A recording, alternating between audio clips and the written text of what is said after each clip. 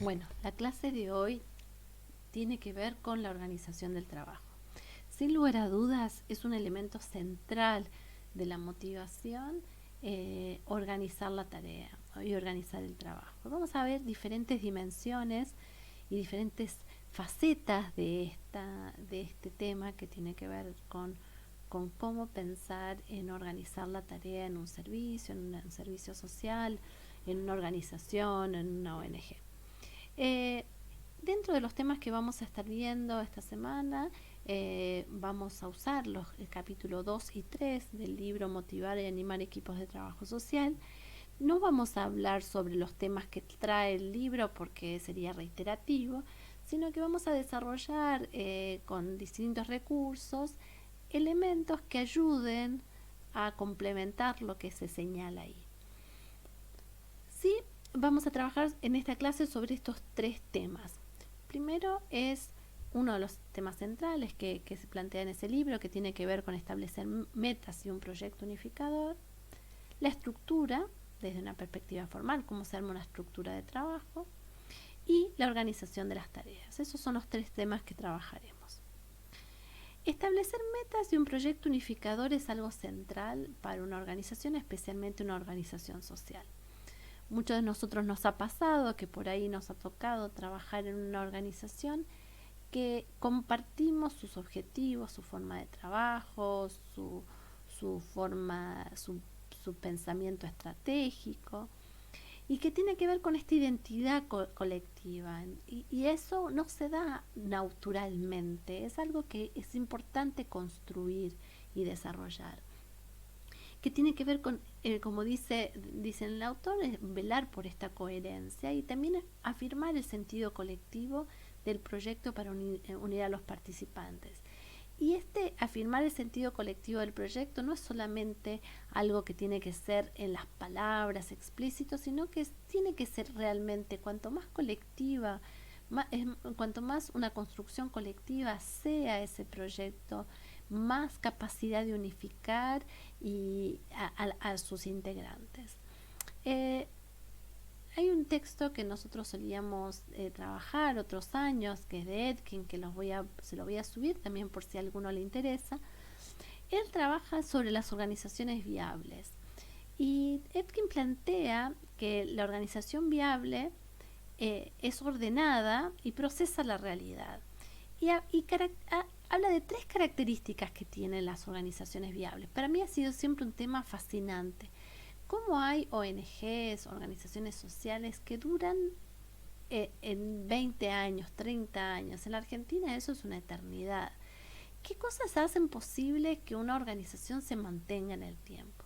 Y él habla de tres características. La primera es la recursividad, que es los recursos que tiene esa institución y que son lo que le permite mantenerse vivas. Cuando habla de recursos no está hablando de los recursos económicos, muchas veces tiene que ver con estos propios elementos que la hace única esa organización, esa vinculación con el territorio, el ser legitimado por la gente que trabaja en el lugar, esos elementos esos recursos internos, ¿no?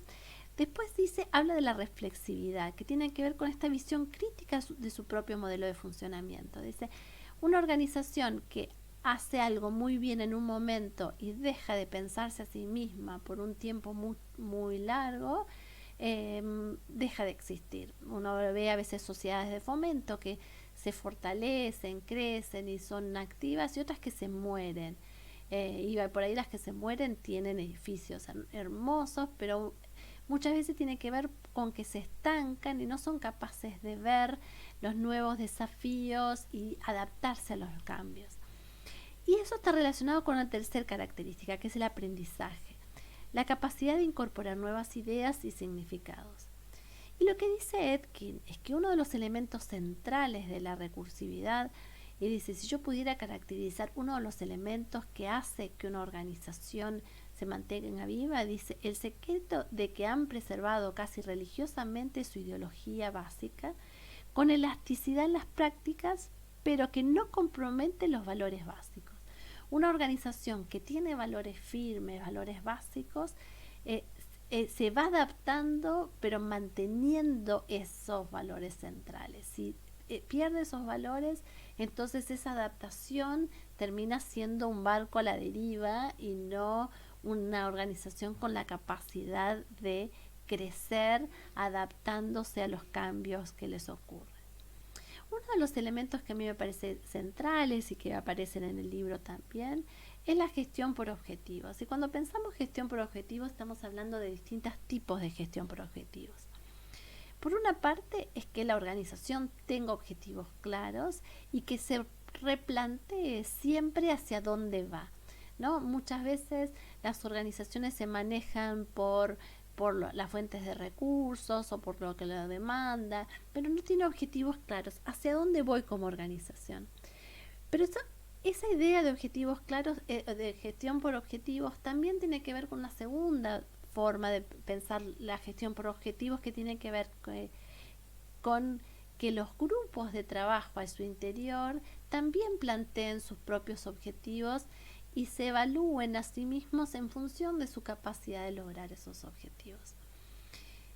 Y eso se tiene que trasladar también a nivel individual. Cada persona que trabaja en una organización y que trabaja con nosotros debería plantearse sus propios objetivos personales dentro de la institución. Y nosotros desde la gestión, o si tenemos acá un equipo de trabajo, está bueno generar espacios donde eso sea posible, donde las personas, los grupos de trabajo se planteen los objetivos. Estos objetivos pueden ser a muy corto plazo o a largo plazo, pueden ser metas, valores profundos, o pueden ser objetivos muy a corto plazo, no sé, por ejemplo, conseguir tal financiamiento a este proyecto, ampliar las redes digamos, las redes de vinculación con la organización.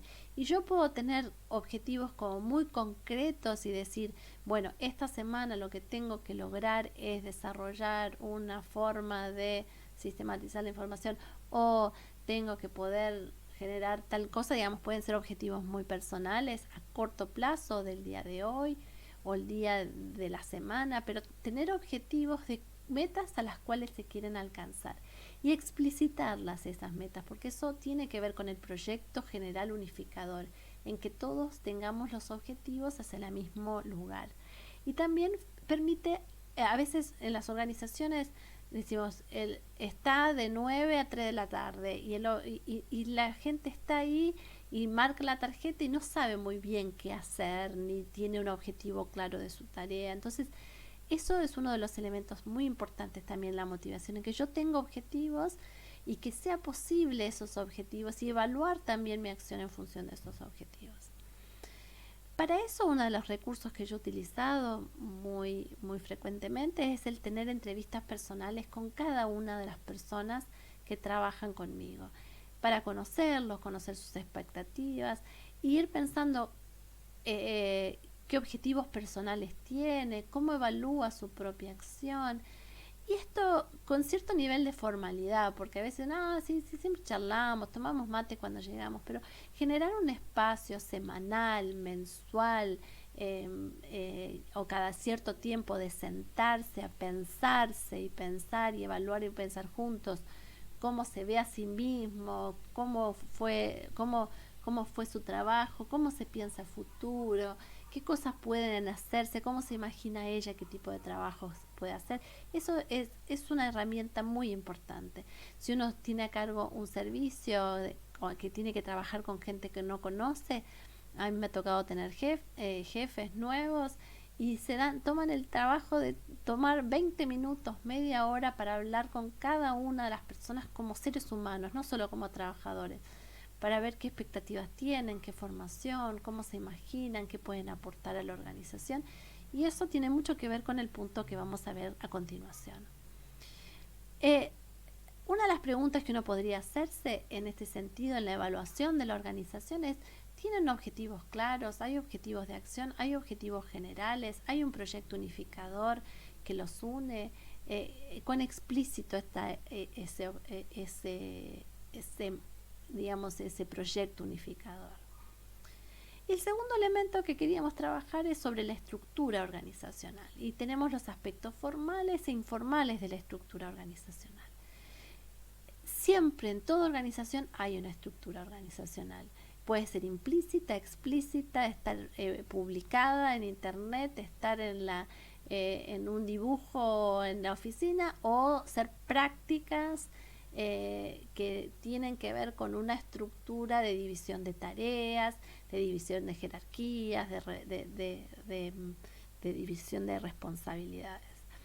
Es muy importante explicitar la estructura organizacional porque nos brinda ciertas directivas claras de cómo proceder.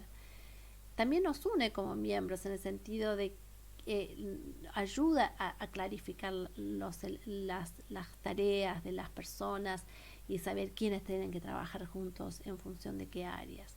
También define canales de comunicación, quién tiene que comunicar a quién, y por sobre todas las cosas define responsabilidades y relación de dependencia.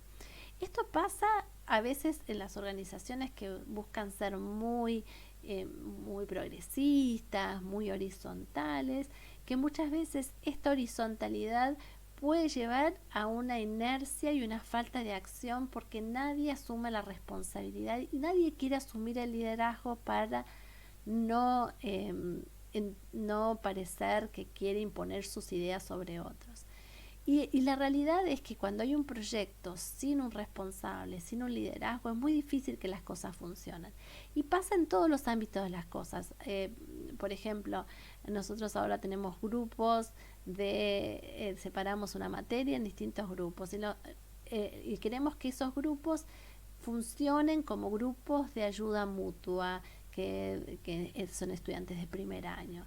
Entonces, lo que hicimos es decir, alguien quiere ser referente de ese grupo para saber cómo están todos, cuáles son las dificultades y traernos a nosotros qué podemos hacer para ayudarlos en la formación del primer año.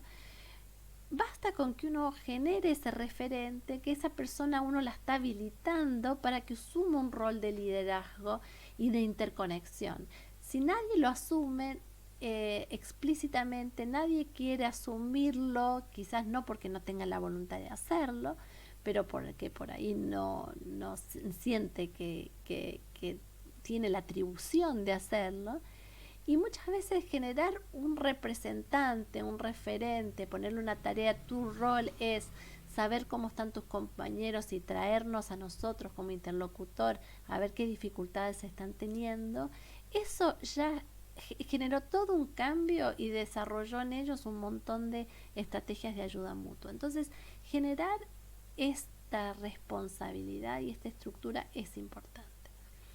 Generalmente, cuando uno ve una organización, piensa en un organigrama. Entonces está en un organigrama donde está la dirección general, direcciones, departamentos, o en el estado está la secretaría, subsecretarías, direcciones. Y parecería como muy ordenado, que tiene que ver con supuestamente los departamentos en este caso rinden cuenta a la dirección y las direcciones rinden cuenta a la dirección general. Pero no siempre los organigramas son tan claros. Por ejemplo, mirando en internet, no sé si este es una actual, pero era el municipio de Quilmes, nos encontramos con un organigrama donde hay secretarías, subsecretarías, direcciones, pero direcciones que rinden directamente al secretario, otros equipos técnicos que rinden, no se sabe muy bien cuál es la jerarquía. O sea, pero está bueno cuando uno lo ve graficado porque te da la sensación de quién está relacionado con quién y quiénes son los referentes hacia el secretario. Entonces el secretario tiene una relación directa con la Dirección General de Información y Monitoreo y con el área de participación social, pero supuestamente la Dirección de Protección de Derechos rinde cuentas a la subsecretaría. Entonces tener un dibujo, acá tenemos un montón de equipos técnicos que no sabemos muy bien cómo es. Vamos a retomar un poco cómo son las estructuras, los tipos de distribución de las tareas. Entonces, cuando yo defino un puesto, una tarea, muchas veces están divididos por áreas o a veces por separación geográfica. Estos equipos técnicos quizás tienen que ver con equipos técnicos de zonas geográficas y que a su vez desarrollan todos la misma tarea. O podría tener equipos técnicos, por ejemplo, uno enfocado en niñez, otro en discapacidad, otro en, no sé, en adopciones. O sea, lo puedo, lo puedo separar por áreas temáticas o por zonas geográficas o por departamentos. Puedo especializarlos o desarrollar tareas múltiples. Entonces yo por ahí puedo tener, como decía en el texto también, una persona a cargo de varias, digamos, por ejemplo, tengo un hospital. El Hospital Evita, por ejemplo, es interesante. Tenés 18 profesionales. ¿Cómo distribuís las tareas de esos 18 profesionales? Cada uno, todos reciben y hacen lo mismo, o lo separo. Hay algunos que se especializan en adopción, otros que se especializan en otra área. Estos tienen sus ventajas y sus desventajas. ¿Por qué? Porque si yo me especializo en un área, tengo los conocimientos, puedo sistematizar más, tengo más información, tengo vínculos con esa área. Ahora, por ahí puede ser que si esa persona se enferma y nadie sabe sobre esa área, nos quede vacío. Entonces, siempre hay que pensar en una flexibilidad donde puede haber cierta especificidad, pero también debería haber cierta rotación para que siempre cuando uno distribuye las tareas en un área, en un área de trabajo, uno debe pensar que nadie puede ser imprescindible, que las cosas deben funcionar de modo tal que si alguien se enferma, alguien no puede venir, el servicio siga funcionando. Entonces, que alguien sepa poder reemplazarlo o reemplazarla. Entonces, la distribución de las tareas es algo que hay que pensarlo. ¿Qué es lo mejor en este lugar? ¿Cuán específica, cuán especializada tiene que ser la tarea? Ahora, también tener una persona que trabaja sobre muchos temas diferentes y no tiene experiencia puede generar mucha angustia, como bien lo señalaba en el video Sol, cuando hablaba de esta angustia que te genera por ahí cuando te dan a hacer tareas tan amplias que no tenés la información para poder desarrollarlas todas. Ahora, es muy útil también tener descripción del puesto, ¿no? Yo tengo este lugar, necesito un trabajador social, pero ¿con qué características quiero este trabajador social? Necesito una secretaria, ¿qué características? El poder tener una descripción de los puestos, en qué consiste, qué es, qué tareas desarrolla esa persona, qué perfil necesito para esa persona, puede llevar, por ejemplo, a atraer a candidatos cuando yo necesito buscar a alguien para ese puesto. Puede ser también para la definición de un cargo, ¿no? Y también puede ser una referencia a la administración. O sea, por ejemplo, si viene un nuevo jefe, digo, bueno, tenemos ciertos cargos y esta persona está encargada de estas tareas, ¿no? La descripción de un puesto de trabajo es algo muy importante. ¿Qué se supone que hace la secretaria de no sé, el administrativo? ¿Qué tipo de tareas desarrolla? ¿Qué habilidades necesita? ¿Necesita saber computación? ¿Necesita poder interactuar con el público? ¿Necesita saber idiomas? ¿Qué habilidades se necesitan? Eso te ayuda también a que, si no las tiene, formarlos y capacitarlos para poder ocupar ese puesto. Acá, por ejemplo, descripción del cargo, lugar de la estructura, qué perfil se necesita, qué implica eso en cuanto a requisitos, qué responsabilidades va a asumir, qué elementos debería saber quien asuma ese cargo. Acá no sé si por ahí la página web de Idealistas es un recurso interesante para ustedes que pueden estar buscando trabajo. Parece que me pareció interesante, estaban buscando una coordinadora de manejo de información y describía ciertas habilidades. Parece que estamos complicados, pero por ahí cuando ustedes buscan un trabajo pueden ver ciertas habilidades que son necesarias. Para mí ha resultado muy útil cuando trabajo con personas hacer un listado de las tareas que tiene que hacer esa persona. Muy detallado. ¿En qué momento? Siempre, todos los días, una vez por semana. ¿Quién es la encargada, por ejemplo, encargado de llevar la agenda, de actualizar la agenda? ¿Quién es la encargada de poner la información? O sea, ir detallando claramente las distintas tareas que tiene que hacer. Hay procedimientos estándares, quiénes son los responsables de llevarlos adelante. Vamos a trabajar mucho esto cuando la última clase de este módulo, donde hablemos sobre guías de trabajo, de guías de intervención. Bueno, pensando en el diagnóstico, ¿qué elementos me permitirían a mí ver cómo está distribuido el trabajo? ¿Qué cosas me permitirían describir la estructura? Y como sabíamos, hay una estructura formal, pero también hay estructura informal. Las tareas están distribuidas, la gente sabe cuál es su responsabilidad, tiene claro en qué puede ser proactivo y en qué no, tiene claro qué se está pidiendo de esa persona a la hora de ser evaluada. Muchas de los comentarios que ustedes hicieron, me llamó la atención que la mayoría de los comentarios que ustedes hicieron sobre las experiencias buenas o malas no tuvieron tanto que ver con la organización, sino con la tarea. Que el trabajador social no nos decía qué teníamos que hacer, el trabajador social no venía, o el trabajador social me fue explicando y me fue guiando para que yo entendiera las cosas. Eso me parece que es muy importante.